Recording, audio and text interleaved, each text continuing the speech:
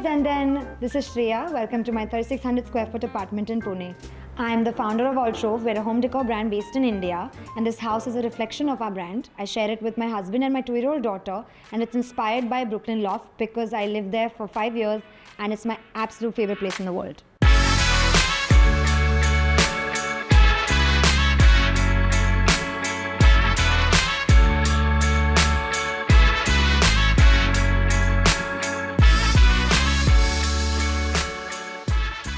This is our living room. It's sort of the heart of the home. This house, if you see, has been designed to have a really open layout. So the dining flows into the living, flows straight into our balcony. The entire door collapses, and the reason that we did this is both my husband and I, we love entertaining. So we wanted to make a home that could kind of expand as the number of people in it grew. And another interesting thing about this layout also is that at any point in time, you can see every corner of the house if you're standing in the living room. So like I said earlier, this house has been inspired by a Brooklyn Loft. So honestly, the first thing that we designed was our double height arched windows and the brick wall. And I think everything kind of fell in place after that. All the furniture, if you see, is kind of mixed and matched because I honestly absolutely despise matchy furniture. I just feel like it's so static, and sometimes if you have to change one piece, you have to change the entire setting. So this way, when our dog decides to jump on our couch, we can just very easily replace this one piece without it being like a major heartbreak or a burn in our pocket. So all of the products you're seeing on the couch are from our recent collaboration with Riya Kapoor, and what I really love about my living room is that I can keep switching it around every time I feel like a change of mood, a change of season. You may have noticed this very small coffee table. Just kidding. The reason it's so large is because it kind of acts as a canvas for all of our lovely product. This house and Altrove were kind of built at the same time. It started at the same time, and it's become a canvas for all of my products. The reason being, it's a great way for me to test everything I'm putting out into the world, and also to really know that what I'm putting out in the world has real form and function at the same time.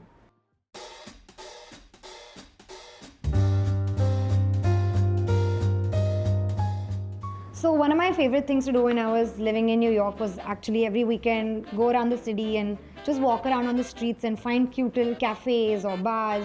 And I was so inspired by all of the million pictures of interior design that I have taken when I was there. And this bar is actually a picture of one of them. I completely got obsessed with the idea of using black marble for a bar or the kitchen area or something like that. And I ended up settling for this one. And I have to say, it's been possibly the worst decision ever because it has gotten rings all over it, it's gotten scratches all over it, and it's been a pain to keep up. So pro tip, do not use any real marble for a bar.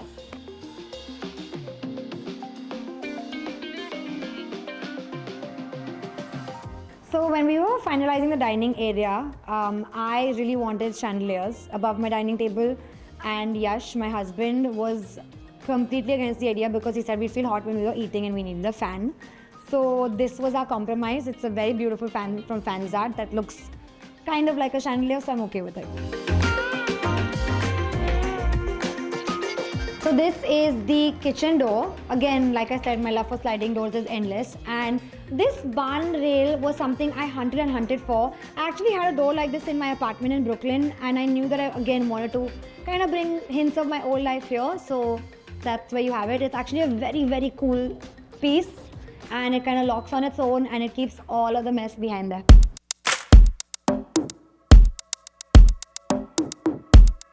So this is, I think, everyone's favorite part of the home. It's the balcony. Both Yash and I are completely obsessed with plants. I don't think there's any amount that can be enough. So to continue the rustic theme of the home, we actually went with this checkerboard flooring, and instead of going with the traditional like stark black and stark white, we went with a cream and a grey. So it softened up the whole thing and doesn't look like brand new and has this like aged feeling to it. And we also added wood to the entire ceiling to warm up the whole space. So this feels actually as warm and as cozy as the entire house does, despite being completely open.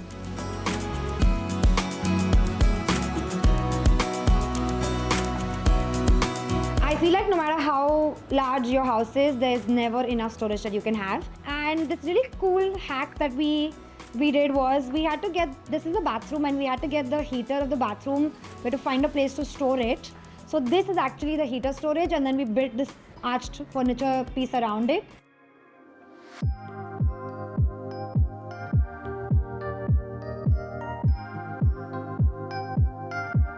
So this is our powder bathroom.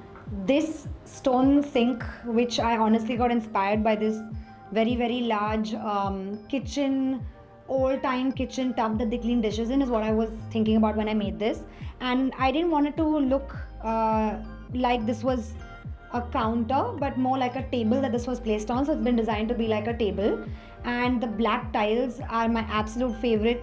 Black just brings so much character into a space, as opposed to, you know, darkness. It does feel a little dark, but then that's what a powder room is for, right? You should feel, it should set a mood for when people come in. Whee! So as you can see, I am completely obsessed with my whole neutral aesthetic. So my biggest fear when I had Aria was, oh my god, my house is going to get taken over by crazy primary color looking toys. So I went and hunted for a playpen that would match the whole vibe. Yeah. So now that we're done with the lower floor, let me show you the rest of the house.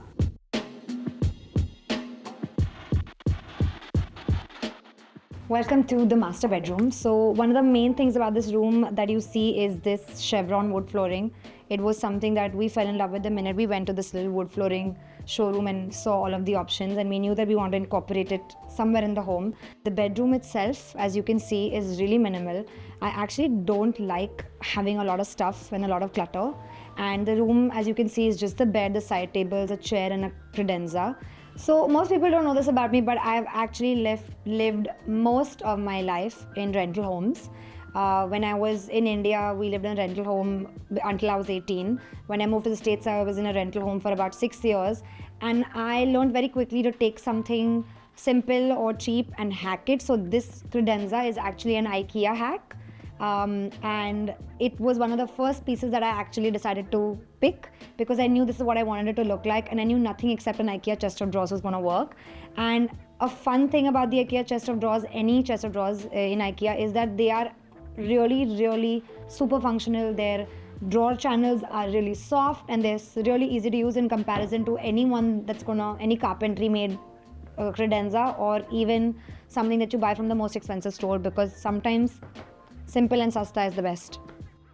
So this balcony was one of the last spaces that we planned. We love it because it's just a very small little space for both Yash and I. When we wake up in the morning, just come outside, look. When Aria was younger and as a baby, I would put her to sleep in the balcony. Sometimes we would wake up and come in the balcony and look at all the birdos. Hi, who is there? Who is there? Do you want to go out? Do you want to take them to your room? So this is Aria's nursery. It was the last room that we planned because, like I said, I got pregnant halfway through the course of this project, and we opted for a little IKEA daybed.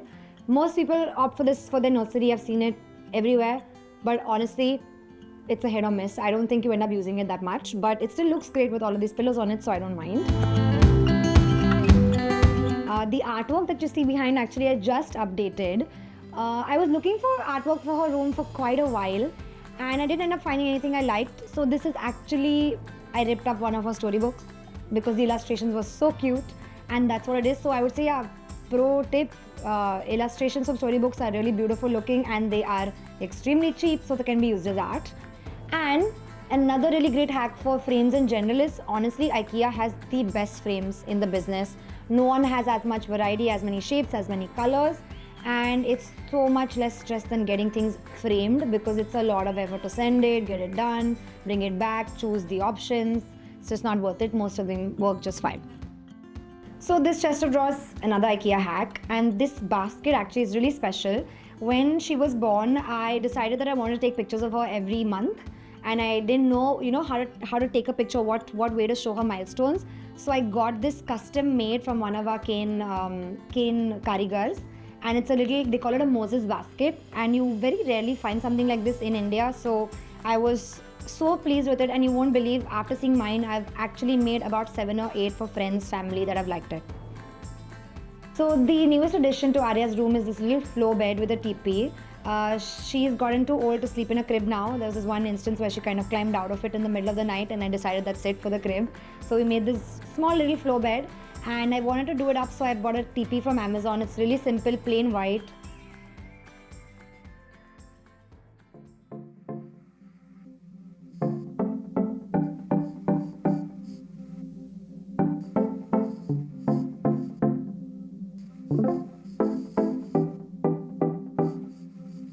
So this is our guest room. We actually recently got this bed. It is available on our website as well in 4 or 5 different configurations. I love 4-poster beds because they are such a perfect farmhouse staple to have in your house. And also, again, so much character. You can do so much with the 4-poster bed.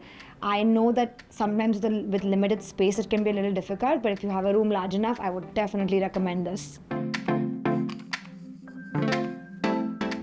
So this is the walk-in closet to the room. This house actually was very interesting. We had to build around columns that already were there, and we had to separate this area, but we also want the room to still feel large, which is why we went with a really wide opening with the double doors and then this beautiful blue closet. This was honestly one of the first shades that I picked when we were thinking about where to add color in the home, because I love this like midnight blue. It makes it feel so moody but also so elegant. So this is the entry foyer of the house. Yash and I we were friends for a very long time and ended up starting our relationship off in Portugal. So the floor that you see is kind of a Portuguese pattern in the tile that we made. Because it was the start of our relationship, this is kind of the start of our home. So this wood console is one of my favorite pieces in the home. I love the feel of like thick real wood furniture because it cracks and wears over time and character just adds on to it. I think it's very important to have a mirror in your foyer because you can see how you're looking before you're stepping out of the house. This piece is from Altrove. I think it's one of my favorite mirrors of all time because it's got this beautiful gilded design and it's just the right balance of being rustic with like the rough finish but also being very glamorous. So I actually got pregnant halfway through the making of this home. So some of the decisions that we made, we couldn't kind of undo to make them more baby-proof. So we've had to obviously find half measures. You can see the little baby-proofing tape on the tables. This is actually like raw cut wood and it was meant to look like open-edged and everything, and I've had to soften it down a little bit. But the large table helps because I can actually just plop her on the table and she can play on it just fine. The danger of her falling off from a low table is also not that much. This house is actually an architectural marvel. Amoeba Design were our architects on this and they have done such a fabulous job.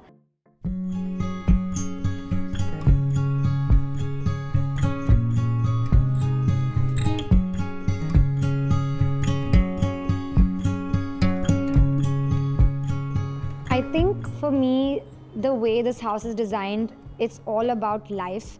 I wanted the house to have a life of its own, to grow, to evolve, just as we grow and evolve in our lives. And I think home should feel a little less like a puzzle, where even if one piece is out of place, it's going to look, off. It should feel a little bit more like Lego blocks that you can kind of build and change and move as and when you want to.